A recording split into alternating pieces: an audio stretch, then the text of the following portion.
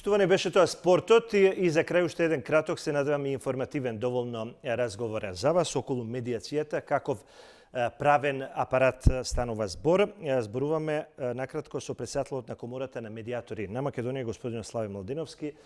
Добре дојдовте во Дневникот, господин Благодарам Младиновски. за поканата да бидам гостин на телевизија 24. Така, немаме многу време. Ова е сепак централно издание на Дневникот, да бидеме конкретни и информативни во отприлика 5 минути. Што е медиација, краток вовед?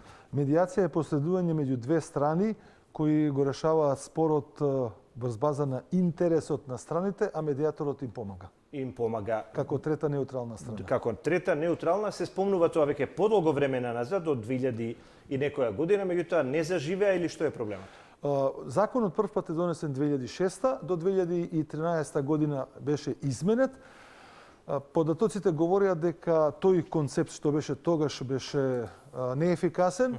Со измените во законот од 2013 имаме значителен напредок. Денеска сме први по број на спогодби во регионот. Добро, што имаат граѓаните од тоа? Некој што ќе пристапи во процес на медиација со некој друг субјект? Како прво постапката е многу ефтина.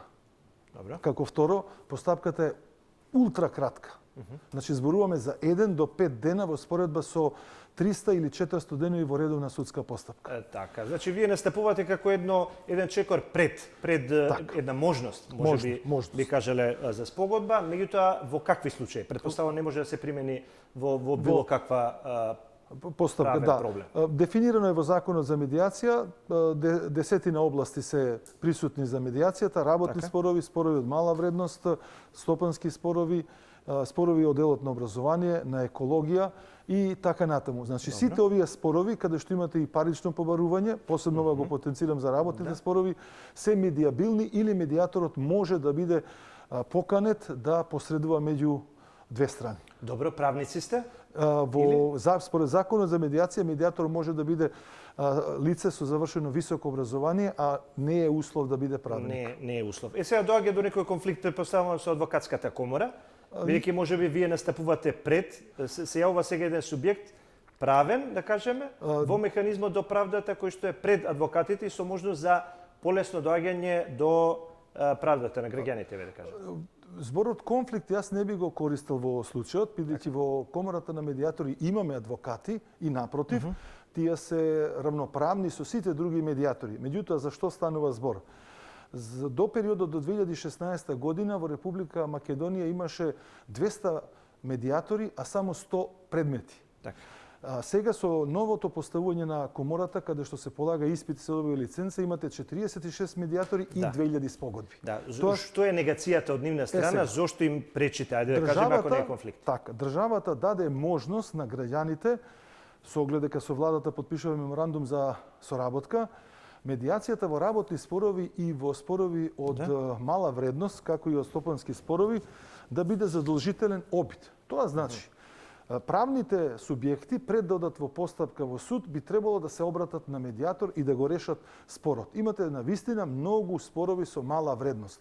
Зборуваме за 15.000, за 20.000. Значи владата како медиацијата како механизам ја препорачува? Да ја препорачува со цел да тоа јавно добро да биде достапно на сите граѓани, на сите правни. И поевтино да се помине во одредени случаи каде што конкретни се веќе моментите. Тоа беше ставено во Законот за парнична постапка на ЕНЕР и самите стручњаци што работеа во комисијата тоа го истакнаа како вредност. Добро. Што е проблемот сега? Зошто сме Проблемот е во тоа што одредени субјекти, меѓу кои адвокатската комора на Македонија, реагираа дека тоа ги зголемува трошоците. Прво, тоа не е точно.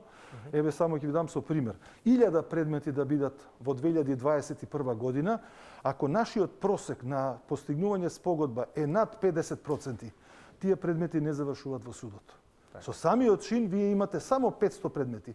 Вредноста на трошокот за овие 500 што не се постигнати во спогодба е далеку помала од вредноста на трошоците што ги прави судската постапка. Така. Овде И сега зборувам- вие имате апел, така? Да, апел државата Значи, да издржи да. во намерата да не Да, попушти да под обстоите. овој притисок, зашто Да ова е обстоите. исклучително јавно добро. Добро, и на некој начин и растеретување на правниот систем со... И на судовите. И на судовите, и Е, се, на целата друга Државата правна подпиша разврска. Сингапурска конвенција. Таа конвенција ја подпиша министерката Так. Десковска, 25 држави ја подпиша и станува збор за трговски спорови кои се многу битни во делот на решавање со постапка на медиација. Ви посакувам успех, се надевам дека ќе обстоите на вашиот пат. Благодарам. Неблагодарно сепак да кажеме и за адвокатската комора, не беа повикани во овој краток разговор и они си имаат свој став, меѓутоа за тоа во некоја друга прилика. Благодарам многу.